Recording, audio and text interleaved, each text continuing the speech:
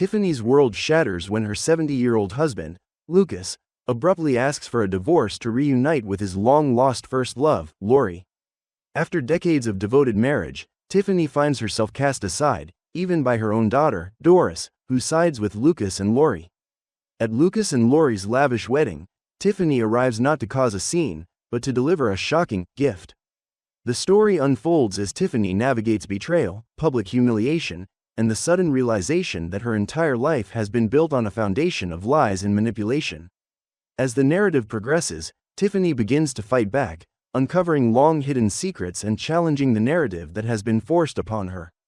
She seeks to reclaim her dignity and ensure that she receives the justice she deserves, showing everyone that even in her later years, she is a force to be reckoned with. The story is a journey of a woman finding her strength, demanding accountability, and redefining her life on her own terms. The day my husband's first love became a widow, he asked me for a divorce. With our daughter's unwavering support, this silver-haired man directly turned away from me and married his first love. Their wedding photos, brimming with happiness, became a viral sensation when they posted them online. The whole internet world was captivated by their love story. That was when I walked into their wedding banquet. He staggered toward me, his steps unsteady, yet his grip on his first love's hand remained firm. His voice trembled as he said, "Tiffany, don't ruin my wedding. Let's part on good terms." I smiled. "I'm not here to cause trouble. I'm here to give you both a grand gift." Not long ago, my husband Lucas suddenly asked for a divorce. I was stunned. He was 70 years old. What could have possibly made him think this way? Lucas didn't bother sugarcoating it. "Lori's husband passed away. She needs me now. I want to spend the rest of my life with her." My first reaction was shock and heartbreak. But then, almost instinctively, I started questioning myself. Had I done something wrong? Was this just another one of his tantrums? Surely this old man was just being difficult again. Otherwise, how could he come up with something so outrageous? But no matter what I said or did, his mind was made up. He was determined to leave me. It all happened so suddenly, so quickly. Just 2 weeks ago, he was still sitting at home, glasses perched on his nose, reading the newspaper while waiting for me to bring him his meal. And now he was someone else's husband. I swept my gaze calmly across the room. The venue was packed. Lucas's students, old friends, and Lori's devoted readers and admirers filled the space. Among them, someone stood clutching a large bouquet of fresh flowers, preparing to present them to the happy couple. That someone was my daughter, Doris. The moment she spotted me, she hurriedly shoved the bouquet into the hands of the person next to her and pushed through the crowd to reach us. Her voice carried a trace of frustration as she said, "Mom, what are you doing here? Today is Dad's big day. If you're here to make a scene, don't blame me for getting upset and asking you out. Dad and Aunt Lori were forced apart for nearly 40 years because of you. Haven't you had him long enough? Because of me?" I instinctively questioned, "What kind of person do you think I am?" Doris's clear, unwavering gaze landed on me, her tone indifferent as she said, "Dad is a scholar and expert. His students are spread all across the country. He's a man of influence. And you're nothing more than an uneducated housewife." Lori gently tugged at Doris's hand.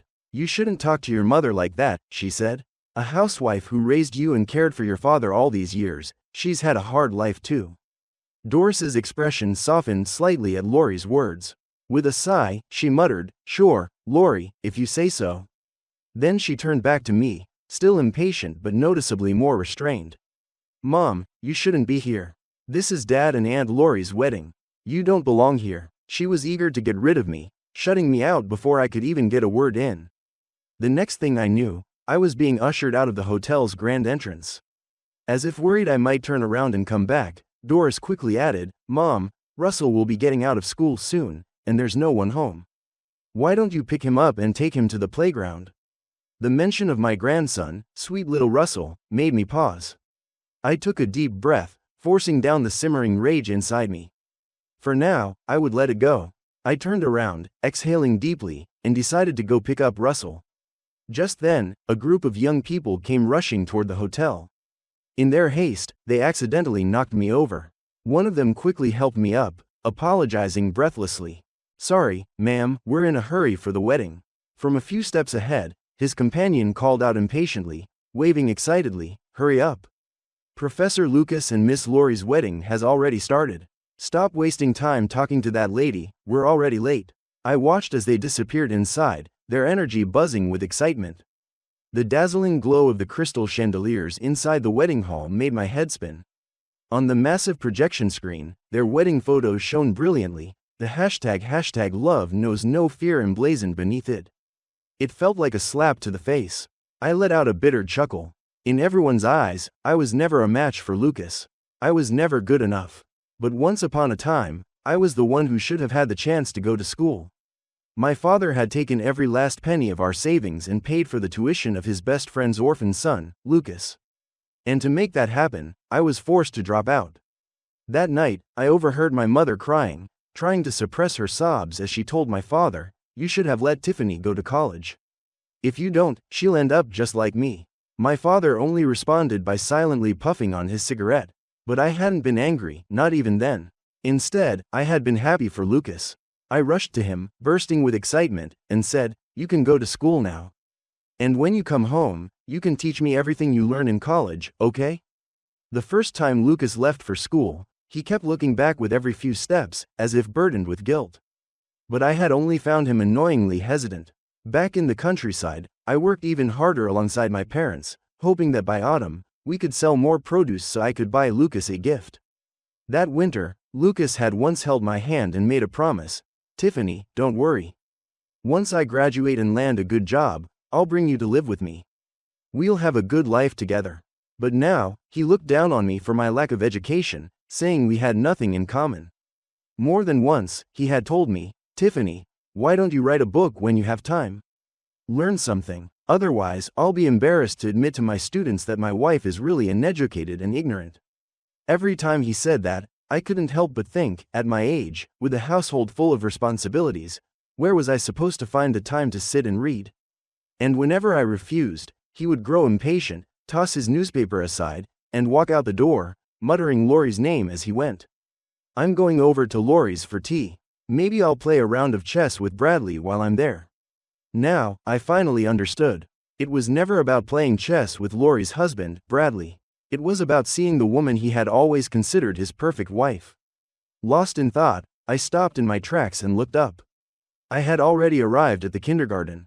The playground was empty, all the other children had been picked up. Through the classroom window, I saw Russell still inside. His teacher let out a relieved sigh upon seeing me. I couldn't get in touch with Russell's mom. "I'm so glad you came. Russell, your grandma's here to pick you up." I quickly took Russell's small hand, thanked the teacher, and led him outside toward the bus stop. Russell tilted his head up at me, his voice sweet and expectant.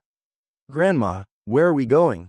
I smiled. "How about the playground?" His little mouth immediately formed a pout. "I don't want to go.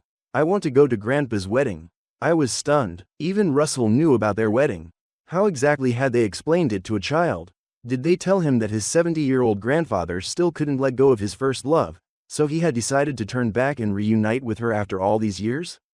My mind was a tangled mess, but Russell tugged at my hand, swinging it back and forth. "Grandma, please take me. Pretty please. I heard my new grandma is Laurie. A lot of my classmates really like her. Now I can tell everyone that my grandma is a famous writer. Maybe then they'll stop making fun of me." I crouched down, taking his little backpack from his shoulders, and gave him a gentle smile. At that moment, I made up my mind. "All right," I said. "Let's go to your grandpa's wedding." On the way, Russell kept chattering, his little voice filled with questions.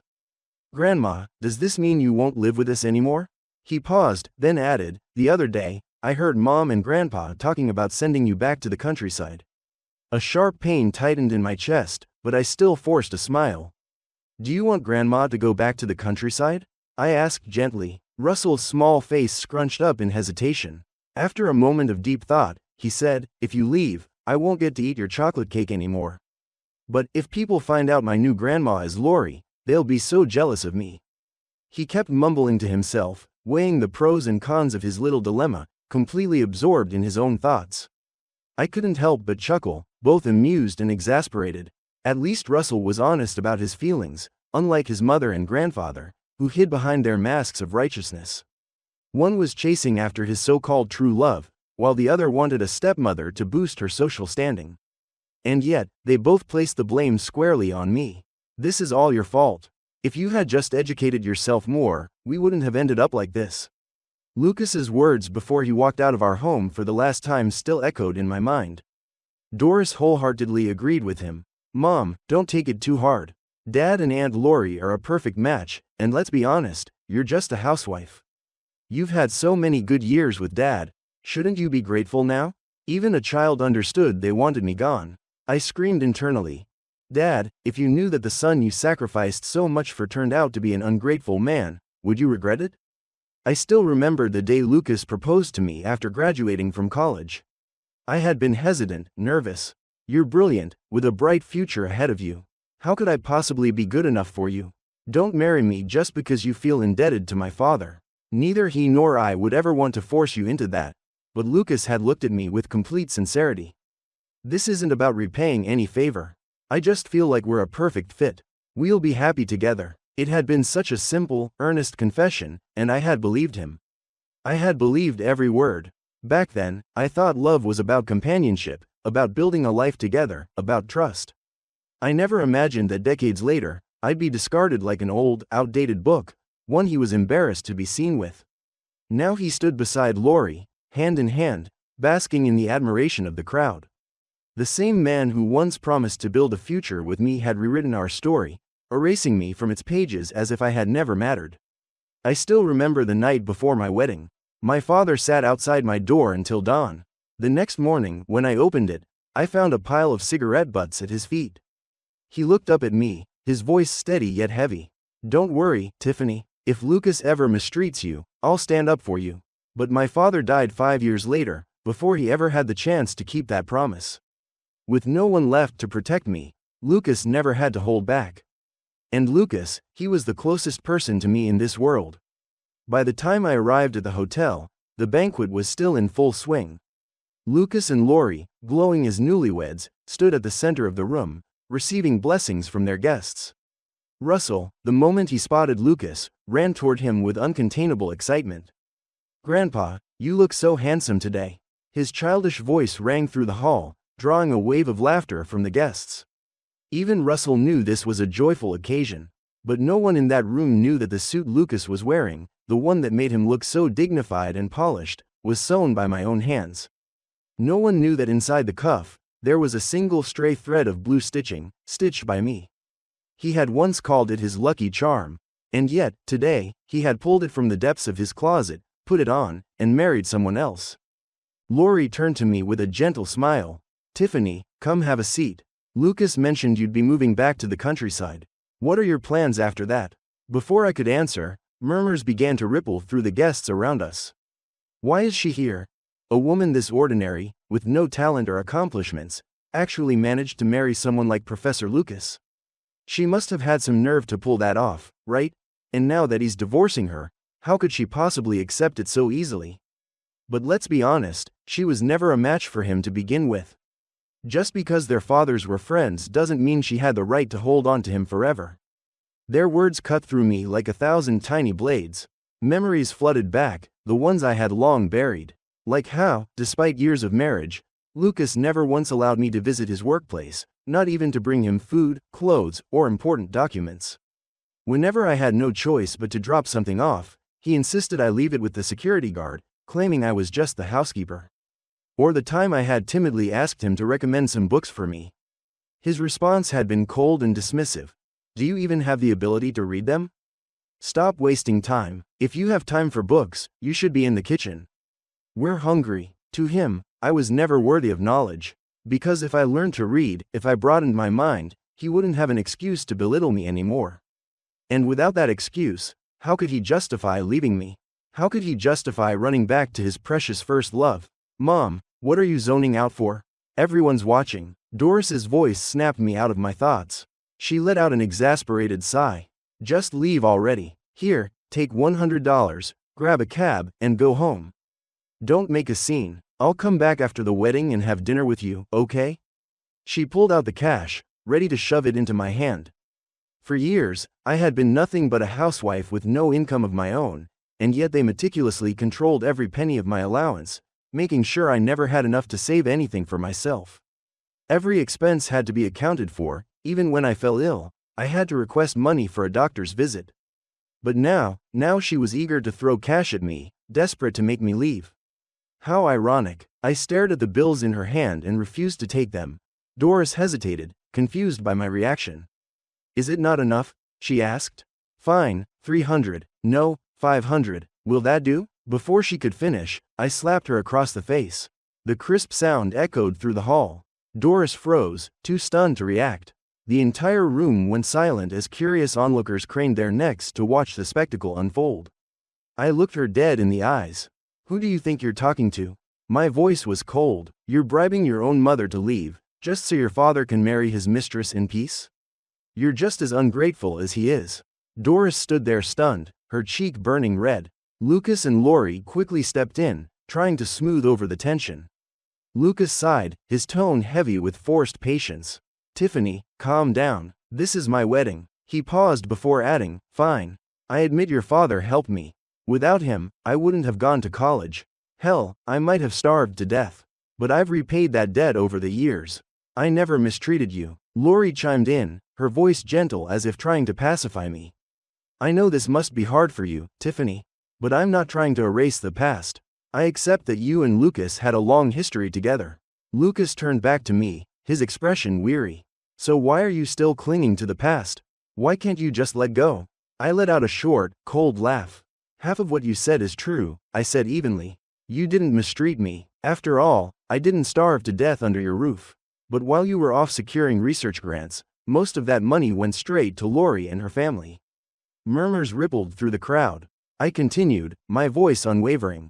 And after I gave birth to Doris, you stopped sharing a bed with me. No, you stopped sharing a room altogether. You told me you needed a quiet space to focus on your research, that you didn't want to disturb me or Doris's sleep. Even when Doris was away, you refused to come near me. I met his gaze and tilted my head down. I finally understand why the murmur in the crowd grew louder. You weren't preserving your academic focus, you were preserving yourself for Lori. A stunned silence fell over the room before the whispers erupted again. Oh my God, is she serious? I thought Professor Lucas was forced into his first marriage, but now even if he didn't love her, he was married to her. To treat her like that silent treatment for decades, that's just cruel. Lucas's face darkened, his hands clenched at his sides as he shook his head. This is humiliating, he muttered. How could you say something like that in front of all these people? I raised an eyebrow. Oh, now you care about your dignity. I took a step closer, my voice sharp and unwavering. You've had decades of dignity, Lucas. Where was that dignity when you were sneaking behind Bradley's back, when you and Lori were running around behind her husband's back, keeping your little affair alive? The moment the words left my mouth, the entire banquet hall erupted. Gasps, whispers, scandalized murmurs. Lucas's hand shot up, his finger nearly jabbing at my face. His whole body trembled with rage. You foolish woman, do you have no shame? He snarled, saying such things in public. I cut him off. Yes, I am foolish. I smiled, slow and deliberate, but at least I know the difference between right and wrong. My eyes flicked between him and Lori. Unlike you two. Lucas was practically shaking now, his face red with fury, and for the first time in years I felt light. Decades ago, on a quiet evening, my father brought home a boy. He told us that the child was the son of a dear friend, a friend who had once saved his life. I can't just leave him to fend for himself, he said. From that night on,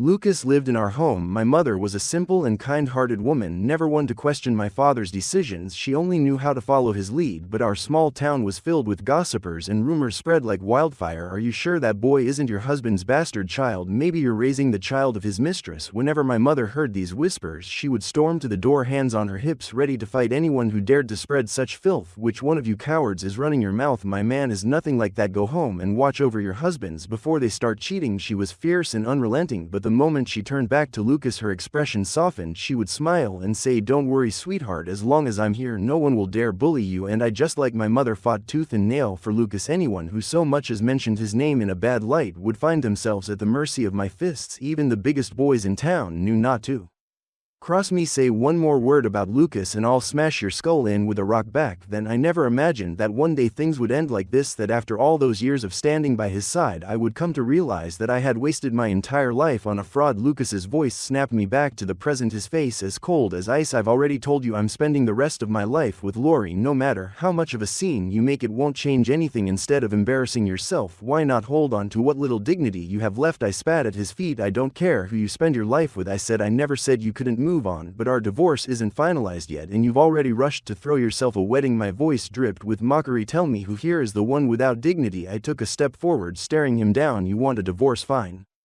But I will not accept your terms." My voice grew sharper. "I gave everything to this marriage and now you want to toss me aside with nothing? Do you think I'm too stupid, too uneducated to know how unfair that is?" Lori let out a low, contemptuous laugh, her eyes brimming with condescension. "Tiffany," she sneered, "we're not asking you to leave with nothing. It's just that, well, maintaining a household for all these years has been expensive and there isn't much left. But don't worry, when you move back to the countryside, Lucas will still send you a living allowance and I'll even help cover the costs to renovate your old house." Her words sent a ripple through the crowd. The murmurs turned into open disdain. "Oh, so that's what this is about. She just wants money." Figures. I knew she wouldn't let go so easily. What a schemer, what a disgrace, clinging on to him for dear life, even after he's moved on. I let out a cold, bitter laugh. "I thought I was standing in a room full of intellectuals," I said slowly, my voice dripping with irony, "but it turns out you're just as ignorant as they are." My gaze swept across the crowd. "You're no different from these two ungrateful, self-righteous hypocrites." I laughed again, softly this time, then I turned back to Lori and Lucas, my smile razor sharp. "You want to play it this way? Fine." I tilted my chin up. "I'll see you in court. I may be 70 years old, but at least I've lived long enough to finally see things clearly. If nothing else, I can say I've truly understood life." Before it ended, I didn't argue with them anymore. I simply turned and went home. While they were still busy celebrating, I packed my belongings. That's when I realized I had almost nothing to take with me, a single suitcase barely half full. When I was done, I dragged to the front door only to run into them just as they returned. Doris was the first to speak. "Mom, you can stay at the house for a while if you want. We're leaving for a short trip anyway." Her tone was casual, as if we hadn't just stood on opposite sides of a battlefield. Lori's new book launch was happening in the next city over, and apparently they all wanted to make a trip out of it. I had never expected my daughter to be so close to Lori. I let out a soft laugh and shook my head. "Well, I hope you all have a wonderful trip." I wasn't angry, I didn't argue. That seemed to unsettle them more than anything else. Lucas cleared his throat, his voice careful. "Tiffany, I know you're a reasonable person, just don't do anything foolish." "All right." Even Doris, who had always treated me with thinly veiled contempt, looked somewhat uneasy. "Where are you going?" she asked. "I'll drive you." Doris had never offered to drive me anywhere. Even when I'd asked for a ride to the market, she would always refuse, too embarrassed to let anyone see her scholar father's illiterate wife, and yet today she was suddenly volunteering to take me somewhere. Guilt? Maybe. I looked at her, my expression unreadable. "That won't be necessary," I said evenly. "You should stay here and bond with your new mother. After all, you'll need her influence if you want to keep climbing that social ladder." My words carried the sharp edge of sarcasm. Doris's lips parted slightly as if she wanted to say something, but I didn't wait to hear it. I turned away without a second glance and walked out of that house. That night, I saw Doris's latest post online, a family portrait. In the photo, Doris leaned in close to Lori, their faces pressed together like mother and daughter. If Lori had ever had a biological daughter, she wouldn't have looked any different. But Lori couldn't have children. She had fallen gravely ill when she was younger, and the illness had left her infertile. Bradley, however, had adored her, cherishing her even more after her sickness. He had loved her fiercely, devotedly, never wavering. And yet, even as I thought of Bradley's unwavering love, all I could feel was pity for him. Because if Lori had never given Lucas any hope, he wouldn't have proposed to her the moment Bradley was gone. The truth was obvious. Those two had been involved long before Bradley ever passed. I contacted a lawyer to draft a new divorce agreement. After listening to my story, he was furious. "Ma'am, in your situation, we must expose him as the at-fault party in this marriage. Otherwise, if he argues in court that he supported you all these years, it could put you at a disadvantage when it comes to dividing assets." With his guidance, I recorded a short video and uploaded it to social media. In the video, I laid everything out: the decades I had spent with Lucas, the sacrifices I had made, and how I was being discarded like an old, useless object. "I don't want him back. I just want what I'm owed." That last line was something my lawyer insisted I add. At first, I was worried. After all, at the wedding, plenty of guests had already called me shameless for daring to show up. Surely, the internet would tear me apart even worse. But to my surprise, the reaction was nothing like I expected. "Wait, isn't this the woman from that high-profile wedding? The Og wife? Grandma, you did the right thing. You have to fight for your rights. You sacrificed everything for him, and now he wants to toss you aside with nothing?" Hell no. The comments poured in, and with them, the tides shifted. "It's not even about money. She gave up her education for him, dedicated her entire life to being a housewife, and now he wants to send her to the countryside with nothing? That's just evil. As the video gained traction, my phone rang. Lucas, I answered, already knowing what he was going to say. Tiffany, his voice was tense, his tone rushed. You want money? Fine, I'll give it to you. Just stop encouraging people to attack Lori. Do you even know she's been crying so much her eyes are swollen? In the background, I heard Russell's small voice, choked with sobs. Grandma's bad. Grandma only wants money. Grandma is bad. If this had been before, those words would have broken me. But now, I just smiled. Calmly, I said into the phone, I've had my lawyer draft a new divorce agreement. Sign it. Once we're officially divorced, I won't bring this up again. Lucas was silent for a long moment, then finally exhaled, fine. And with that, he hung up. Just when I thought this ordeal was finally coming to an end, Doris made a post on social media. My mother has been a housewife all her life, but she has a domineering personality. My father and I lived under immense pressure because of her. In her video, she kept hinting that my father cheated, but let me ask, how could he have possibly cheated? He's 70 years old. He spent his entire life trapped in a hopeless marriage. Only when he felt that his days were numbered did he finally work up the courage to ask for a divorce. And just then, Aunt Lori became a widow. Two lovers from their youth finally reunited in their twilight years. What's so wrong about that? Her words stirred up a whole new wave of discussion. This time, it wasn't just about me. Men who felt powerless in their marriages flocked to Lucas's defense. I get where Lucas is coming from. A wife that's too domineering, that's suffocating. After working all day, all a man wants is peace at home. If your wife is too strong-willed, life becomes unbearable. Lori seems so gentle. Honestly, she and Lucas are a much better match. And just like that, the tides turned against me once again. They branded me an overbearing old woman, making a fuss over nothing. Not a single one of them cared about the truth. Doris even sent me a message taunting me. I told you, didn't I? Stop fighting. Just go back to the countryside and live out the rest of your days in peace. With Doris publicly defending Lucas, he saw his chance to backpedal. The man who had once been so eager to settle things was now avoiding me. My lawyer couldn't reach him.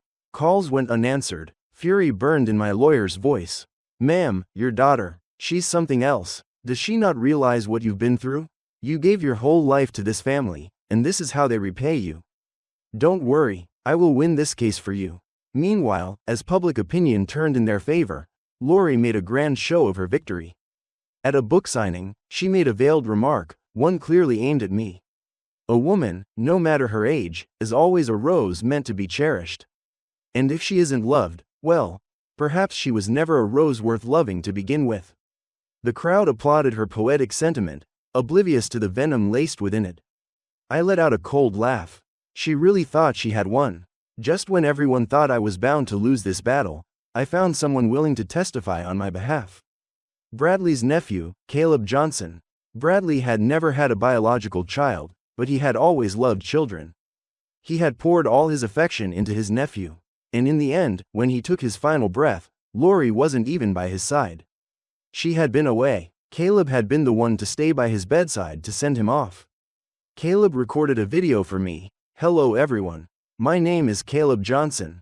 I am, in name, Lori's nephew. But in reality, my uncle was Bradley Wilson, Lori's husband. Or should I say ex-husband now, since she wasted no time marrying someone else after his death. Since I was young, I've had a passion for photography. My uncle supported my hobby, he even bought me my very first camera. And with that camera, I captured something I wished I had never seen, Lori with other men. For years, I struggled with what to do. Should I tell my uncle? Should I break his heart?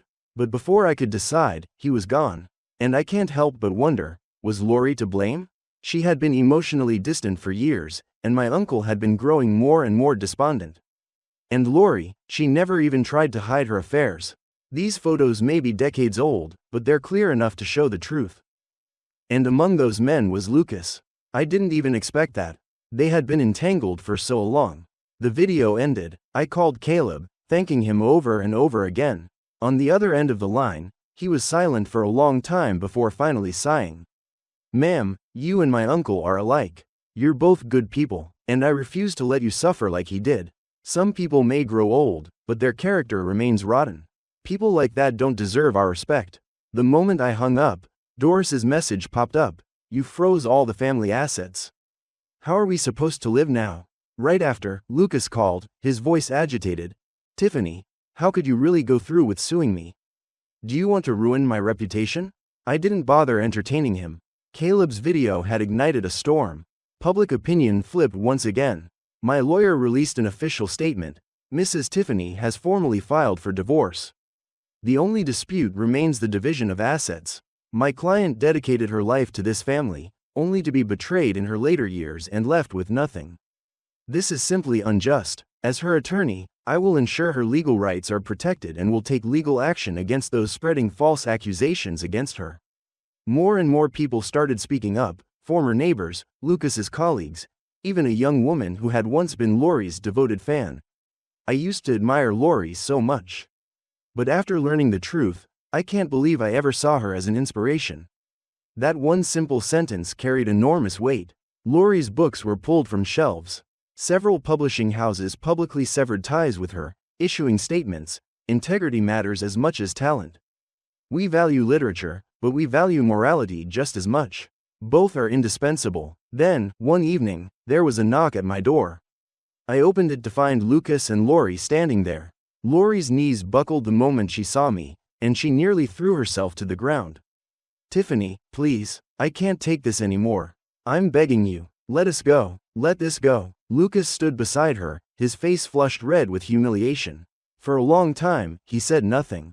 Then, in a low voice, he finally muttered, if you leave Lori alone, I'll come back. We can go back to the way things were. I stared at him for a moment before letting out a short laugh. You really think too highly of yourself, don't you? His eyes flickered. You actually believe I'm doing all this just to get you back? I smirked. Lucas, the day you asked for a divorce was the day I stopped considering you my husband. I'm not trying to win you back. I'm simply taking back what I deserve, for myself and for my parents who gave up so much for you. Lucas's face darkened further. Lori was still kneeling quietly, sobbing. I lifted my foot and lightly nudged her. Caught off guard, she stumbled to the side, looking up at me in shock. After all, despite the way they had slandered me, claiming I was aggressive and domineering, I had never once laid a hand on any of them. I had endured everything they threw at me without ever retaliating. But now I was done enduring. I looked down at Lori and smiled. Enough with the act. We both know you don't mean a single word of that apology. Her breath hitched. He knew it too. At this point, staying with Lucas was her only option. Without him, she had nothing. Not even someone to care for her in old age. And Lucas, I knew him too well. He was already planning his next move. Sure enough, he cleared his throat and tried again, his voice softer this time. Tiffany, I really do regret everything. Let's just put this behind us, okay? At that moment, Doris's name popped up on my phone. Mom, Dad, and Lori went to see you. Are you guys talking? Dad says they're there to apologize to you. I typed back, yes, your parents are here. Your mom is crying. Doris responded almost immediately. What? My mom isn't crying? I stared at the message for a second before chuckling coldly.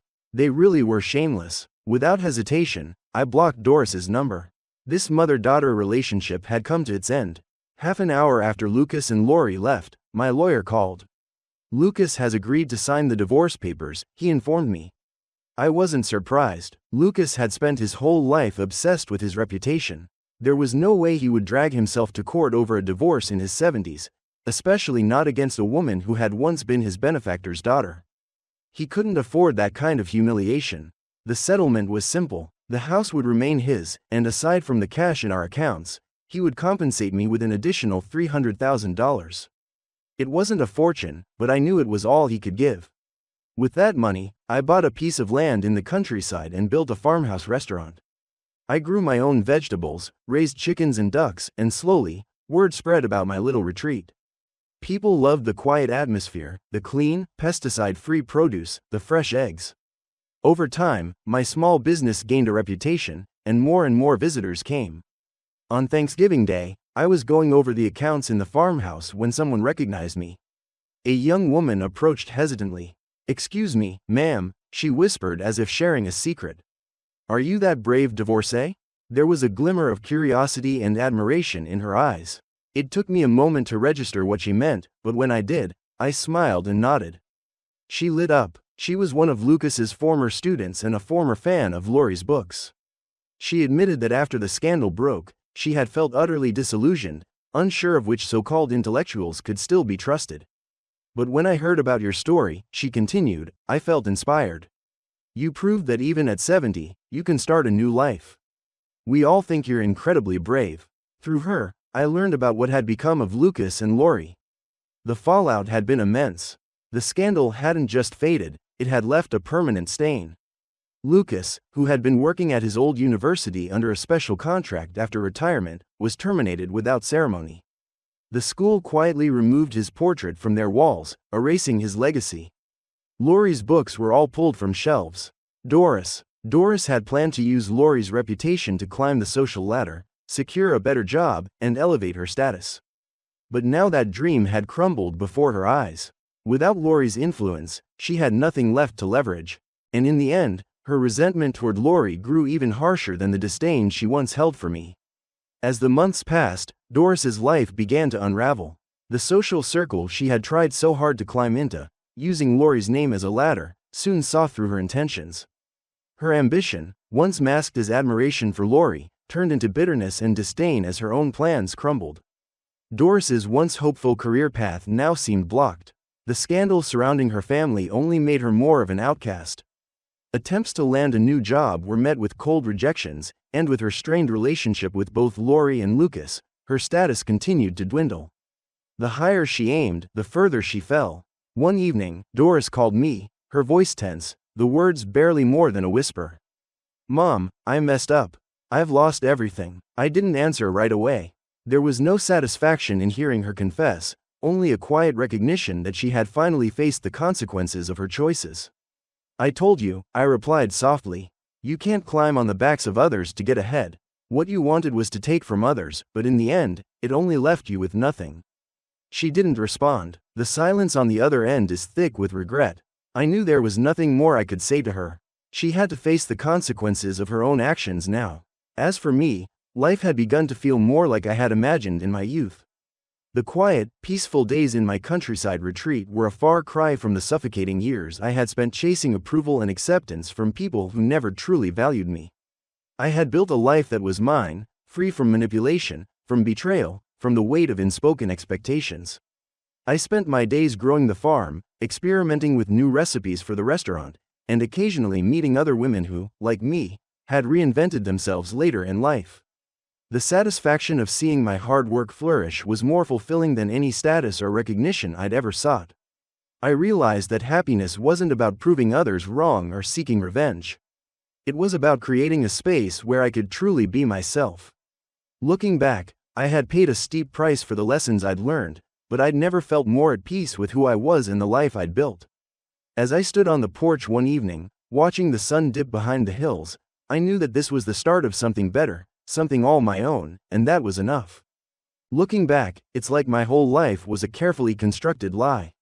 I gave everything to Lucas, sacrificed my own dreams, my own education, believing in the promises he whispered about our future. Then, one day, he just decided that decades of my devotion meant nothing. He wanted to be with Lori, his first love, as if the life we built together was just a footnote. At their wedding, surrounded by their smug happiness, I saw the truth. I wasn't just losing my husband, I was losing the illusion of a life I thought I had. My own daughter, Doris, treated me like an inconvenience, eager to sweep me away so her father could have his happy ending. They wanted me to disappear, to fade away quietly. But I wouldn't. I refused to be the uneducated, pathetic woman they saw me as. I had to fight, not just for myself, but for the years they stole from me. I exposed the lies, the affair, the betrayal. The internet, surprisingly, became my ally, and for the first time in a long time, I felt seen. Lucas and Doris tried to silence me, to paint me as the villain, the overbearing wife. But I wouldn't let them. With the help of unexpected allies, like Caleb, I turned the tables. I showed everyone, that I wasn't some doormat to be discarded. I was a woman who had been wronged, and I demanded justice.